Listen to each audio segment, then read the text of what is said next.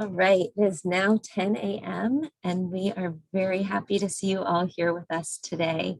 Thank you so much for joining us and welcome to Building a New Normal in Primary Care for Families with Young Children. Today, our presenters will be discussing how and why family navigators provide culturally specific developmental screening and promotion in pediatric primary care settings. This project is a unique collaboration between Childhaven, Odessa Brown Children's Clinic, and Harborview Pediatrics that brings together the traditionally siloed fields of primary care and early learning by embedding developmental specialists into pediatric clinics. I'm Rachel Dumanian, and as Childhaven's Early Childhood Healthcare Integration Manager, I have the honor of working alongside today's three presenters who you will hear and see on camera as they speak. Fernanda Martinez-Novoa, a family navigator lead at Harborview Pediatric Clinic. Dr. Kathy Park, a pediatrician at Odessa Brown Children's Clinic. And Brisa Martinez-Lucero, a parent of two children who receive care at Harborview Pediatrics, and a member of the Family Navigator Parent Partners Advisory Group. Additional team members supporting this presentation are Yusuf Hayi and Jamila Jenkins, our brand new primary care early childhood specialists who began doing this Family Navigator work at Odessa Brown Children's Clinic just earlier this month. John Gould, Childhaven's Community Impact and Community Relations, or and Government Relations Officer, and Olivia Alfaro and Austin Babineau, our interpretation team from Atlas Language Services. Throughout our session today, Olivia is providing simultaneous English to Spanish interpretation to Brisa, and when Brisa shares with all of us, we will hear her speak in Spanish, followed by consecutive English interpretation.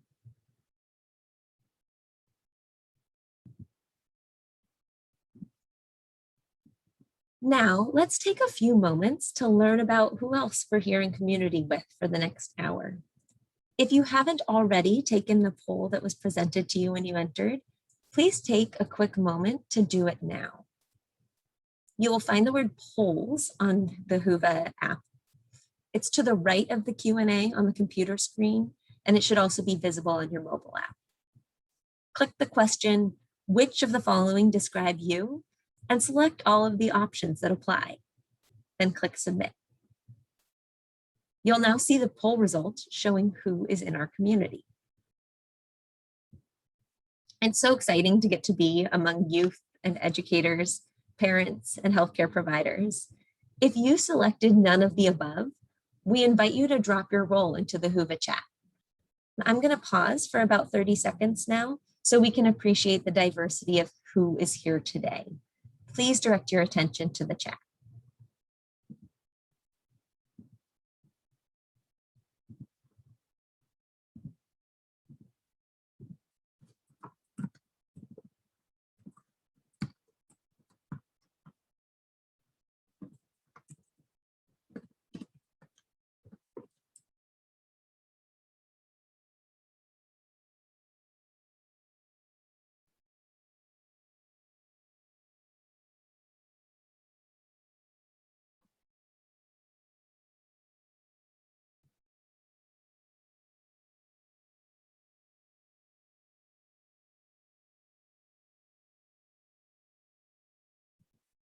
Thank you. We love your participation.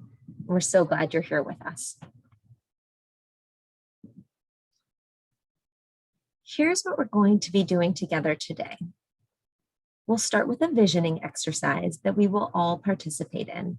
We will then explore current barriers to quality early childhood care and children's success, as well as the ways that the Family Navigator program, funded by Best Starts for Kids, addresses these barriers.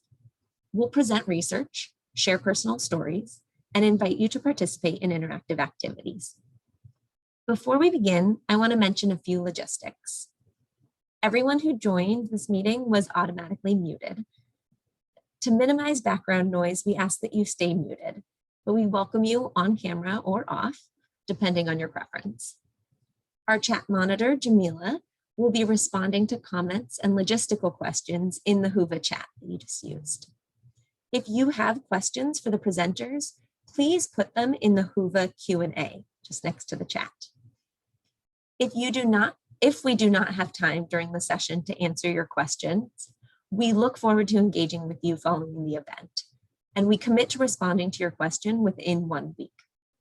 Whova will save your questions and enable us to do this follow-up. So again, please post your questions in the Whova Q&A. Finally, BSK has asked that we share this code word with you. Jamila, are you ready with that code word?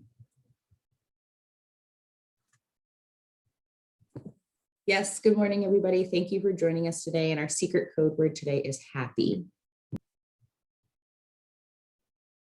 Thank you. And with that, I'm going to hand it off to Dr. Kathy Park to get us started. Thank you, Rachel.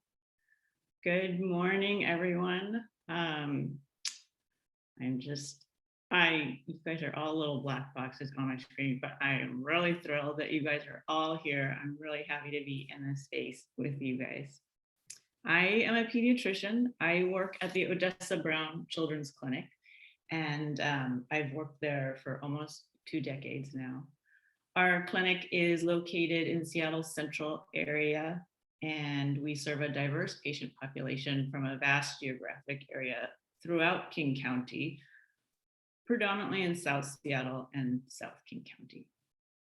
So in my practice, I have the great privilege of seeing kids through really a spectrum of ages, from birth to toddlers, to school-age kids, to teens and young adults.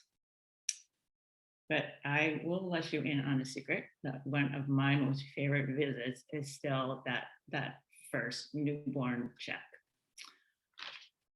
So to get us started today, we are going to do an interactive activity that I like to do sometimes with families at their baby's first clinic visit. So we're going to get our brains clicking. So pull up to your keyboards, everyone. Okay, so take a look at this baby on the screen. Imagine that you are holding this beautiful baby safe in your arms.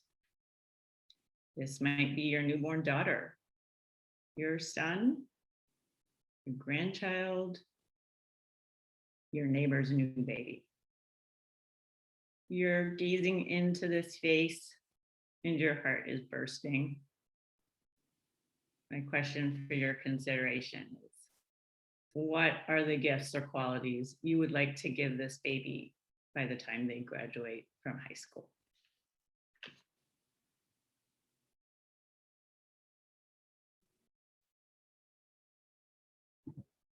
To respond to Kathy's question, please go to menti.com and enter the code on the screen. I've put the link and the code in the chat. Please take a moment to click the link in the chat and copy the code.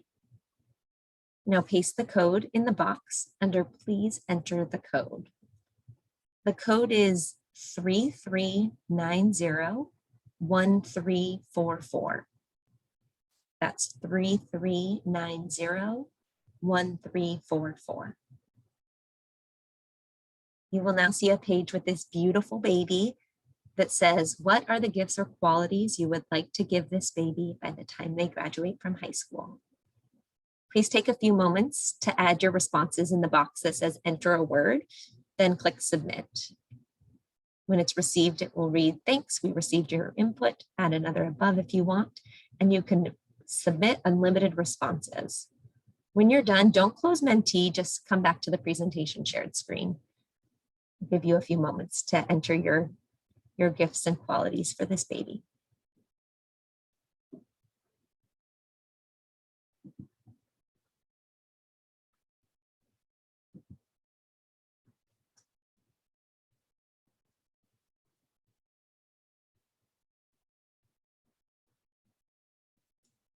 We'll give you about 10 more seconds to enter any final gifts.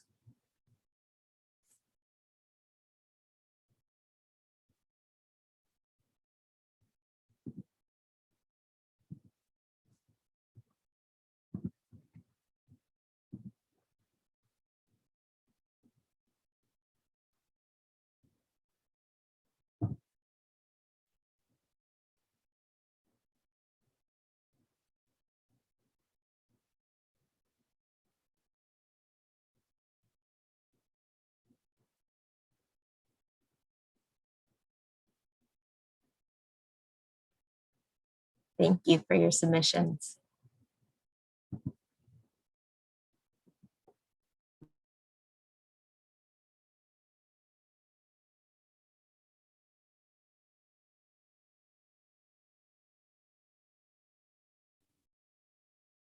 Okay, Rachel, are we ready to move on, do you think? Okay. Okay, let's take a look at the gifts that we want to give the newborns in our lives. So anytime that multiple people said the same word, it's going to show up in a bigger size. So I'm seeing resilience, love, confidence, empathy, support, a sense of self, self-esteem, safety, joy, security, compassion, spiritual health, happiness, and agency, and just so many other amazing gifts.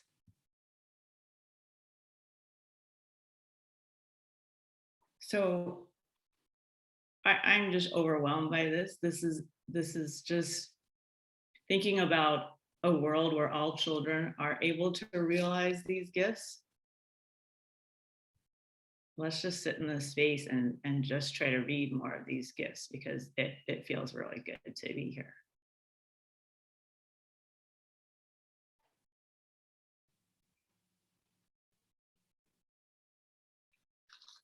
And we live in a world where kids don't always get to enjoy these gifts. So let's move on and collectively consider our next question. What are the challenges to giving children these gifts? You now return to Menti, or if you've just joined us, go to menti.com and enter the code that's in the chat. You now go there, you'll be able to access the new question. What are the barriers to giving children these beautiful gifts that are on the screen?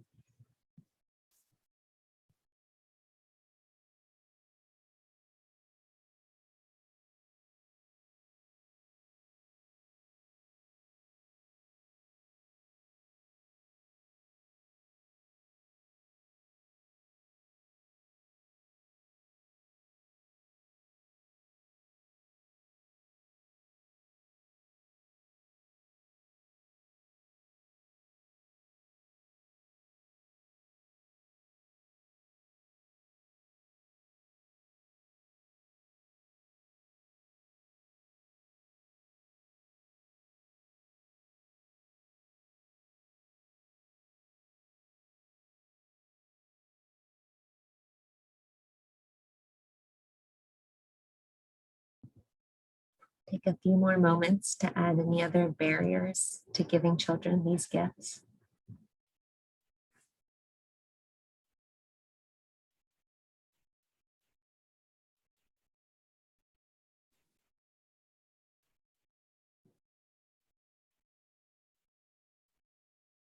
Okay, Rachel, let's take a look. Can we take a look at what challenges? Okay, what are the barriers to giving children these gifts? Okay, I'm seeing poverty, racism, Facebook, social media, misunderstanding, trauma, mental health struggles, financial resources, not enough time, family support, lack of accessibility, inequities, misunderstandings, and lots more. Give us just a couple seconds more to take these in.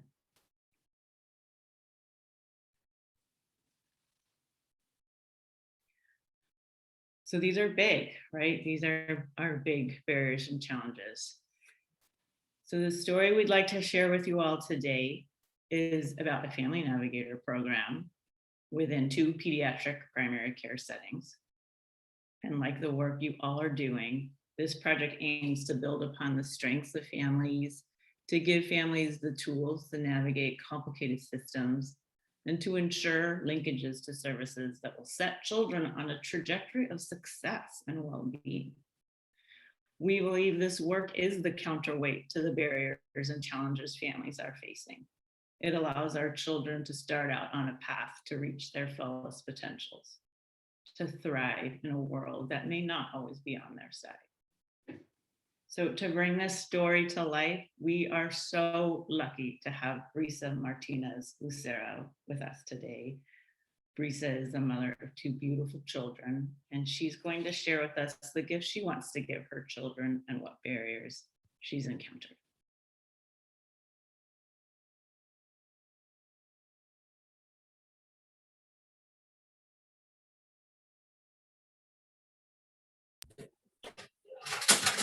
Hola, mi nombre es Brisa. ¿Qué regalos me gustaría darle a mis hijos? Well, hello, my name is Brisa, and what gifts I would like to give my children? Jugar, demostrarles amor, apoyarlos, motivarlos a ser mejores, educación, salud, buen cuidado, prepararlos para el futuro.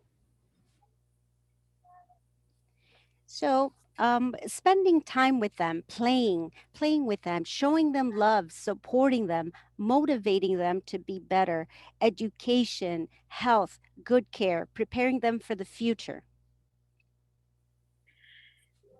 Enseñarles valores y que sean fuertes ante las adversidades. Teaching them values and making them strong to face adversity. Barreras que existen para darle esos regalos a sus hijos. Los padres pueden proveer mucho de estas cosas en casa y gratis, pero hay cosas que salen de las manos de los padres. Well, barriers to giving these gifts to our children. Well, parents can provide many of these things at home for free, but some things are out of the parents' hands. Algunos padres trabajan y no pueden dedicarles tiempo a sus hijos. El dinero es otra barrera para poder acceder a servicios como educación superior y de calidad. Well, some parents work and cannot devote time to their children. Money is another barrier to accessing services such as quality education or higher education. Otra barrera es la falta de conocimiento que los padres tienen sobre el desarrollo de sus hijos y las maneras de apoyarlos. Another barrier is the lack of knowledge that parents have about their children's development and ways to support them.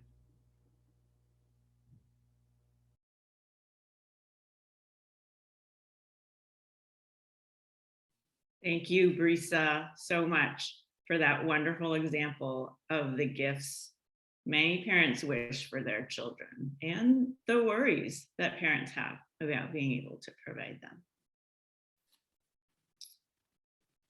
So early childhood is this critical window of opportunity for promoting developmental and social emotional health, which has significant implications on long-term wellness. And I know I am speaking to the choir because I know all of you guys know this, and this is why you're doing this work. These early relationships and interactions shape the architecture of the brain that affects sensory, language, and cognitive development. So this early development and this literal brain building sets the stage for kindergarten readiness. And we care about kindergarten readiness because success in kindergarten is highly correlated with lots of positive outcomes in education, employment, home ownership, criminal justice, substance use, and mental health into adulthood. Pediatric primary care, like where I work, is a place with many touchstones with young children and families, and is a promising resource for driving developmental health interventions. Next slide. So what might that look like in primary care? Well, it starts with the actual needing to do the developmental screening of young children. So we know that approximately 12 to 15% of children experience developmental delays or disabilities, and that early identification is critical to optimize language, cognitive, motor, and social emotional development. It's estimated that only about half of the children with developmental concerns are even detected before they enter school. And only 10% of children with delays are identified and actually receive intervention. Research shows that racial and language disparities also exist in the diagnosis of developmental and behavioral conditions, as well as the actual receipt of those early intervention services. And compared with children living in an English primary language household, those in non-English parent language households are 40% less likely to have received screening in the past year. Next slide. Okay, so we know that development in early childhood is critical. We know that screening can identify kids who need interventions and supports. And we know that kids see their primary care provider many times during this critical window. So the answer kind of seems like a no-brainer, right? Like we should just screen the young children we see in clinic and refer those who need early intervention. Well, let's dive a little bit deeper into understanding why this hasn't been effective. So this is the ASQ, the Ages and Stages questionnaire. It's a common screening tool, which many of us are familiar with. And I am going to ask you to consider the following scenario. You are waiting in the waiting room. You've been waiting there for maybe 15 minutes. You're brought into an exam room with your child. Maybe you have multiple children with you. And you're handed this form by an unfamiliar staff member. What thoughts and reactions might you have if you were handed the screening tool during your child's well-child checkup? And how might you feel if you were not a native English speaker? And I am hoping that you all can put your thoughts and reactions in the Whova chat. Rachel, is that correct? Yes. Please put your thoughts or feelings, reactions to this screening in the Whova chat. I'm going to flip through the next few pages to show you what this screening looks like. How might you feel if you were handed this when you entered the doctor's office?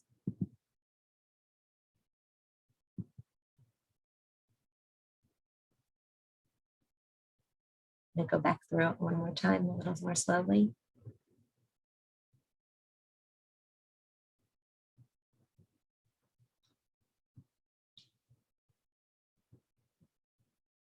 You seem confused. This looks long and complicated, overwhelmed, skeptical, worried about having to write in long form responses. This is a lot to fill out. Disregarded. Just writing this down. What does this have to do with my child? Dismissive, this might not matter. Overwhelming, hard to fill out with a wiggly child. This looks long and time consuming. How do I do this with my kid sitting here? How do I keep them engaged and happy? Defensive. Afraid. All of those things that you guys have said are what our families feel. Next slide, Rachel. Let me try to move a little quicker. All of those things these are some of the barriers you guys have talked about and put in the chat. These are some specific examples from questions. And I'll just let you read through that. Some of these questions, like the pat a cake questions, is just some of our families don't even know what that game is. I don't even really know what that game is. I don't know if that's like you're patting something down or you're patting your hand. So it's difficult to understand.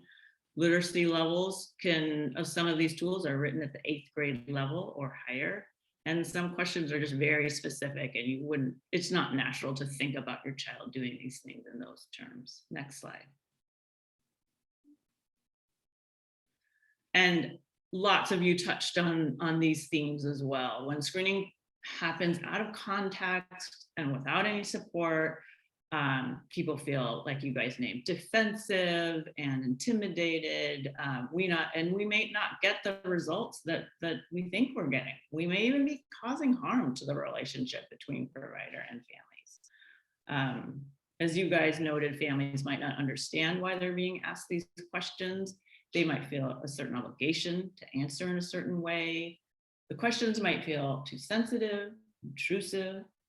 Families might not want to answer accurately out of fear, and stigma may exist around developmental or behavioral problems. And even when translation is provided, it might be from a distant phone interpreter and an unfamiliar staff person, and people who just don't have knowledge of the tool or any relationship with families.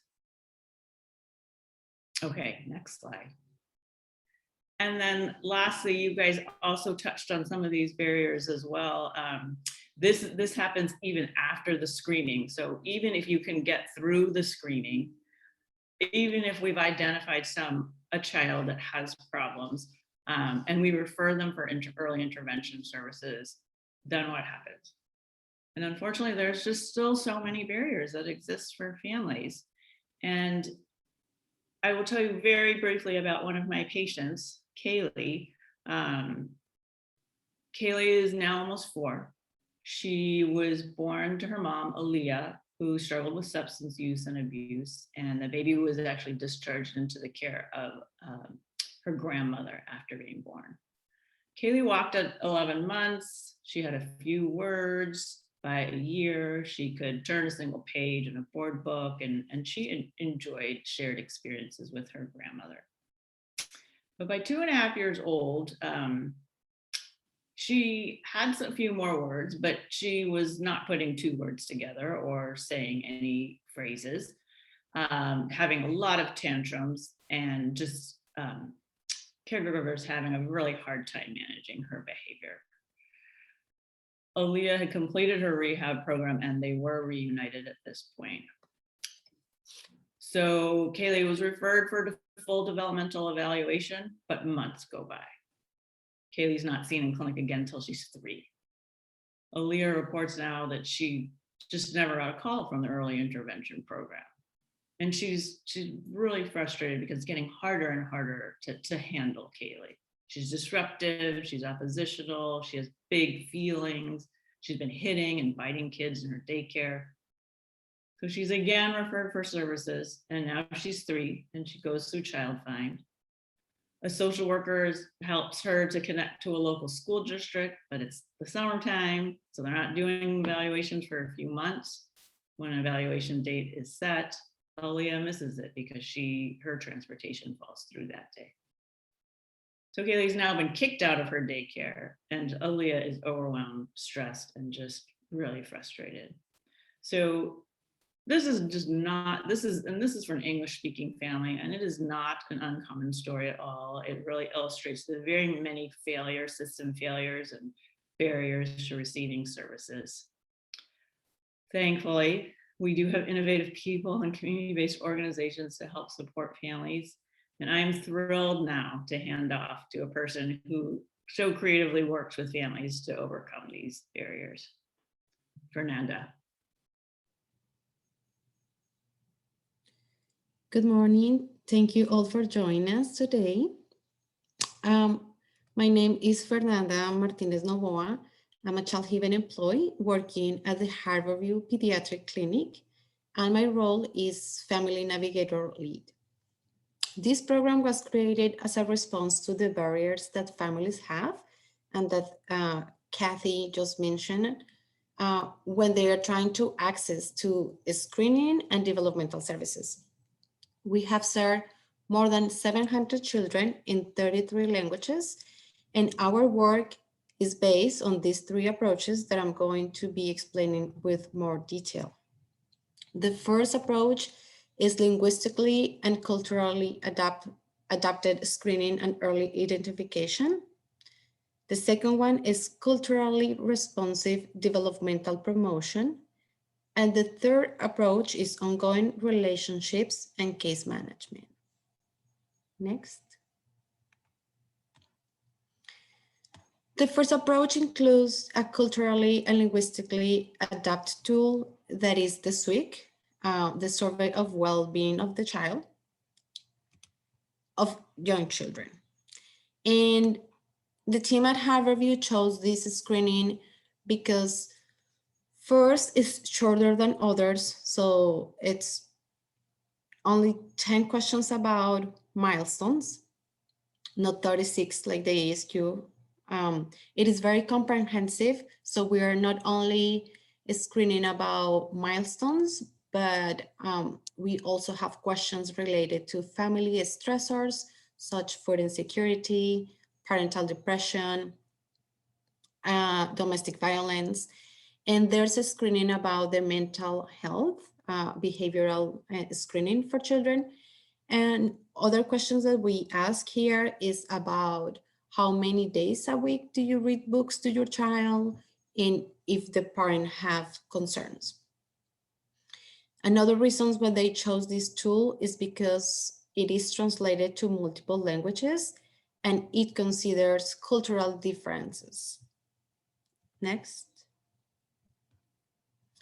This is just an example of the adaptations of SWIC to Somali. And this is the cultural differences that it considers that I was trying to show. So things like using doll instead of toy, because there's no word for toy in Somali. So if you come and try to translate that, it doesn't make sense. Or things like changing two words, sentence for another one that makes more sense in Somali are some of the changes that we can see. In Somali, is not a common sentence saying something like more water. It's more probably that the child will say, give me more milk. And it sounds like 3 words in English, but it's 2 words in Somali. My colleague Farhio speaks Somali and I speak Spanish. However, we administer the assessment to all families, regardless of the language, and we use interpreter services for that. The way that we help the families to complete this is we go through the question with them in a conversational way. And we ask them if these questions make sense in their language or culture. So for example, when I ask, there's a question that is asking about plurals, and the question is asking if the child can use feet for many or foot for one. So I asked the parent if they use plurals in their language. And in many languages, they don't have different words for singular and plural. So that is something important to consider. Next. The second approach is having an expert to help parents to understand the meaning of the question. For example, there's one question in the screening tool that asks if a child can name 5 objects. At first, most parents say yes. And when I ask like follow-up questions like, okay, can you give me an example of some of the objects that your child can name? Sometimes parents say things like, oh, you know, he can anything. He can say anything that he sees around. So I said, like, do you mean he points? And they're like, yeah, he shows me what he wants. So the child doesn't actually verbalize the name of the object. But for parents, it sounds like it's the same. This shows the difference between identifying and verbalizing, and that is an important distinction in child development. We also explain what options like somewhat might look for in a specific question. So for the milestones, the parents can say not yet, somewhat, and very much. And sometimes they ask, what does somewhat mean in this specific question? We educate parents about milestones of their children, milestone and expectations for their children. And we use, for education, we use an evidence-based curriculum that is called Promoting First Relationships.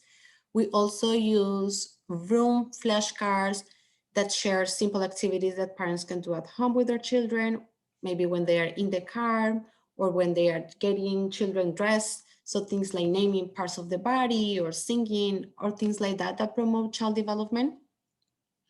And we promote early childhood programs such Early Head Start and Head Start.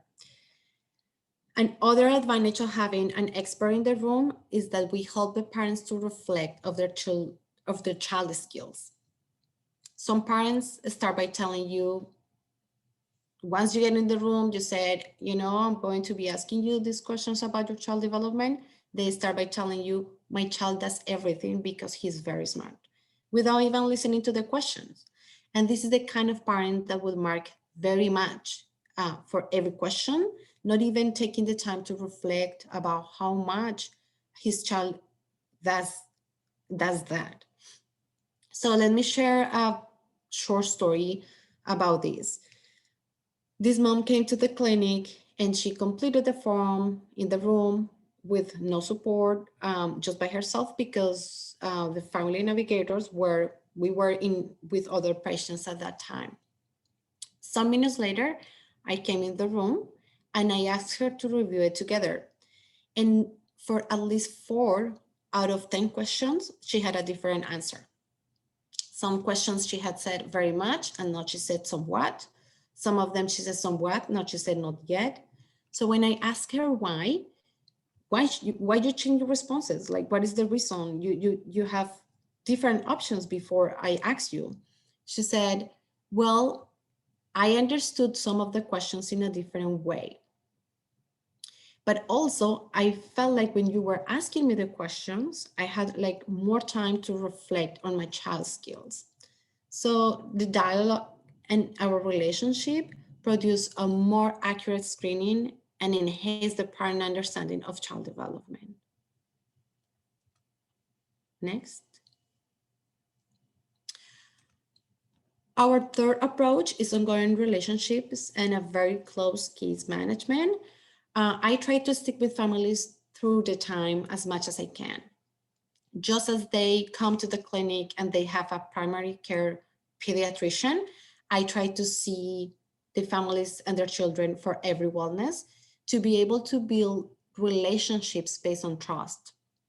Once the family has seen me twice, they are excited to tell me all the new things that the child is doing and share also some concerns like, I've noticed my child is not doing this yet. If either we at the clinic, so the pediatrician or the family navigators have concerns or the parent have concerns, we help the parents to connect with developmental services. We provide support for every step of the process. So we help them navigate in the system. We act as liaisons with agencies and school districts. We support families in overcoming barriers. And we also advocate for families and their children as much as they need to make sure that they have access to the services that their children need. Brisa has been a Harborview family for a long time. So she's going to tell us more about her experience before and after the Family Navigator program.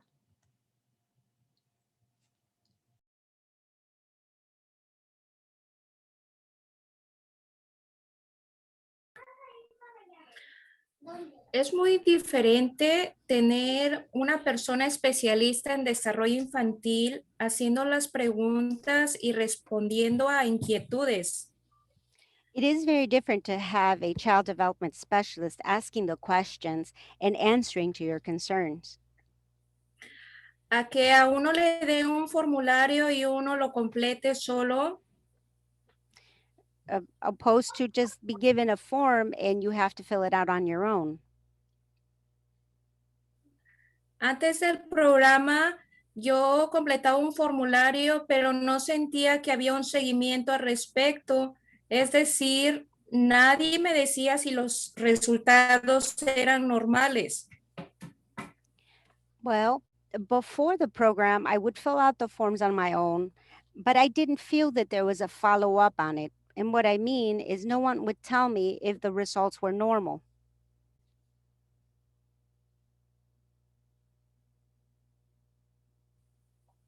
O qué cosas le faltaban a mi niño por hacer y tampoco había una persona para hacerle preguntas. Or what my child was missing on what he should be doing or she should be doing. And there was also no one to ask questions. A mí me daba vergüenza preguntar acerca del tema porque soy tímida y no hablo inglés. I was embarrassed to ask about it because I am shy and because I don't speak English. Entonces me quedaba, yo con la duda y no podía hacer más preguntas porque a veces los intérpretes no dicen lo que uno intenta decir. And then I was left with my questions. And because sometimes I couldn't ask more because the interpreters don't always translate what we're trying to say. Con la navegadora de familia hay una mejor comunicación porque ella habla mi mismo idioma y la comunicación es más fácil. With the Family Navigator, there's better communication because she speaks my language and communication is easier. Así que entiendo mejor el propósito del formulario y puedo hacer preguntas también. So I understand the purpose of the form better and I can also ask questions. Algunas veces si necesito comunicarme con la clínica y no me contestan o si necesito algún otro servicio y no sé cómo conseguirlo, Sometimes when I need to contact the clinic and they don't answer, or if I need some other service and I don't know how to get it, me comunico con Fernanda y ella me ayuda a contactar a la persona que me pueda ayudar, como por ejemplo la trabajadora social, o me da información al respecto. or I contact Fernanda and she helps me contact the person who can help me, such as a social worker, or she'll give me the information about it.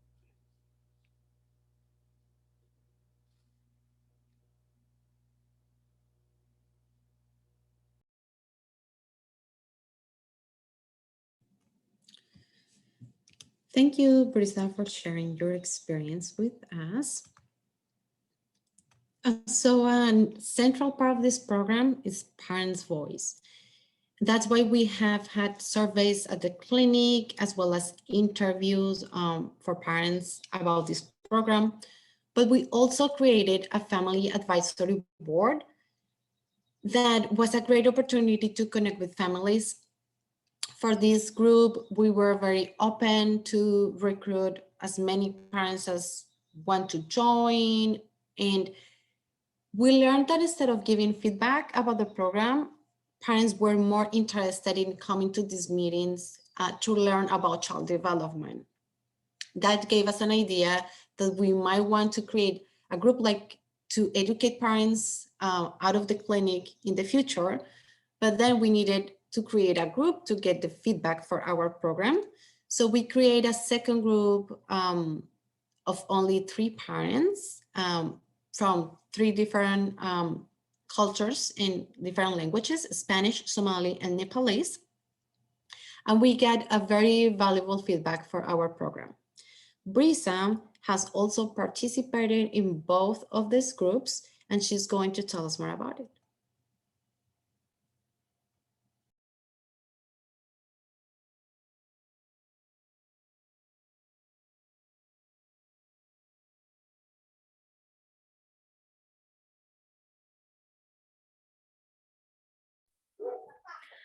Ser parte de los grupos de padres fue una buena experiencia. Being part of the parents group was a good experience. Al principio me sentía nerviosa porque era la primera vez que participaba en una reunión del desarrollo de mis hijos. Well, at first I was nervous because it was the first time I was participating in a meeting about my children's development.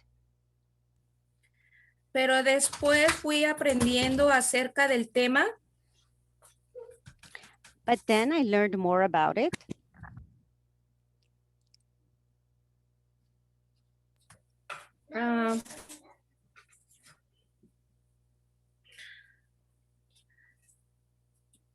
Permítame. Hold on.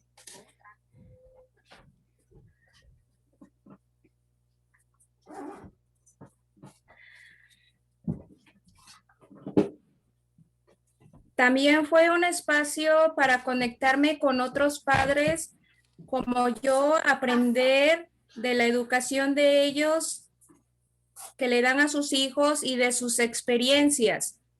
It was also a space to connect with other parents like me and learn from their children's education and their experiences.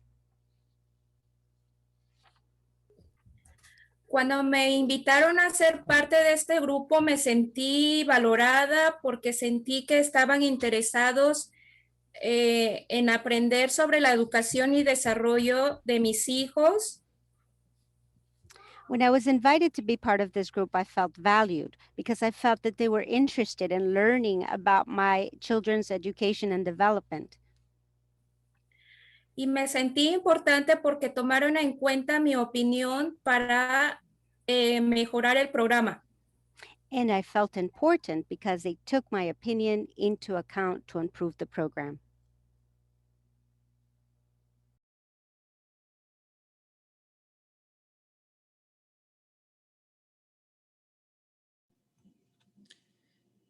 Thank you, Brisa, for sharing.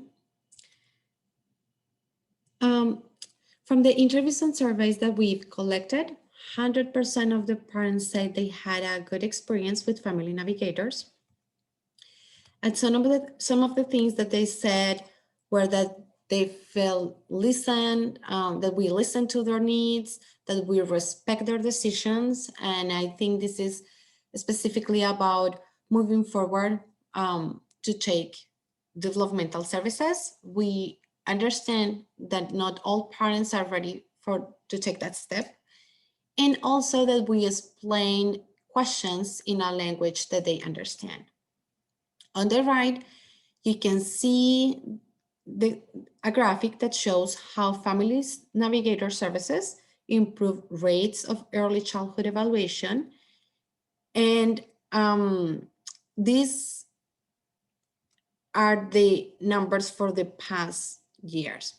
The third bar represents the first year of the Family Navigator program. And as you can see, we not only made more referrals than in previous years, but the percentage of families that got connected increased significantly.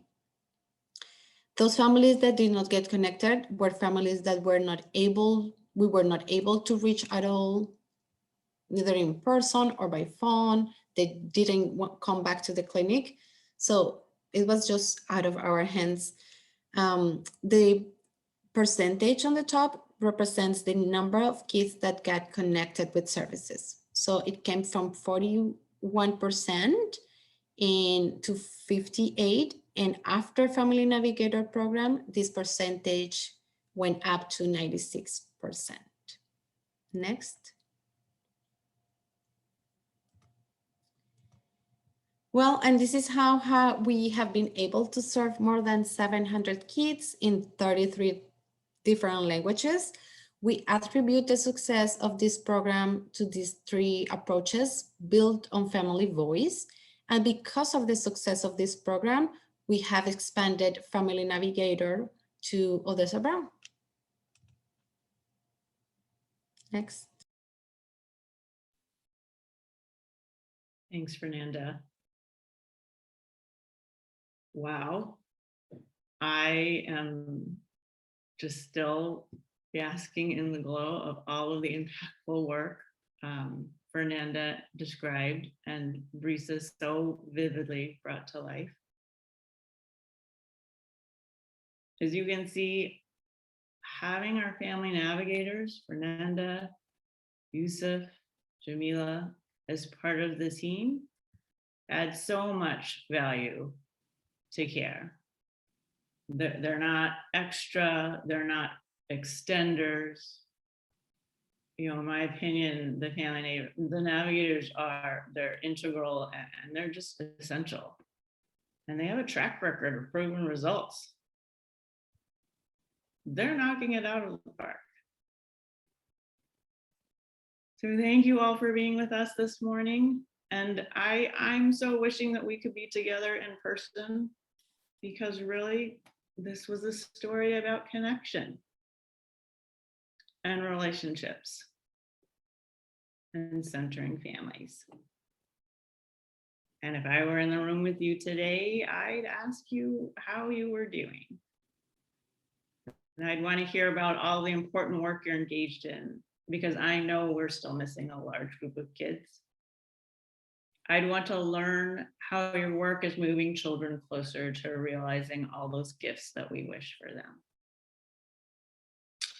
So we would love for you to consider these parting questions to envision a new normal as we all move forward in this work. How does your work, professional and or personal, break down barriers so children can access the gifts we want for them? And what barriers are there still to address? Rachel, are these going to be in the chat? Yes, so thank you all for both being with us and for all of your participation today in the chat and in the Q&A. Please, we encourage you, we would love for you to continue submitting questions to the Q&A, and we are really eager to review and respond to them and commit to answering in Whova within a week. We'd love to keep that conversation going. We've also added the 2 questions that Kathy just posed to you. So these are in the Q&A section and they are marked for you, and they will remain accessible after the session for you to respond to. So our homework is to respond to your questions, and yours is to respond to those.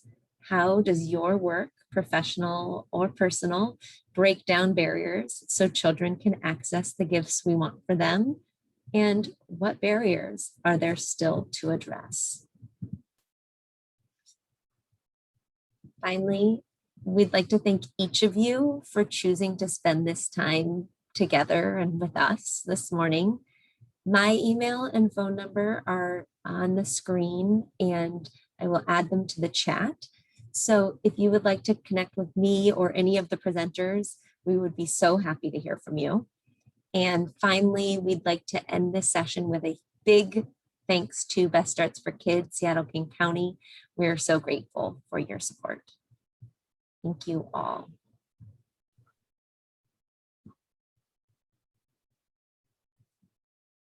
Have a wonderful day, and we hope you learn lots and continue forward into other sessions.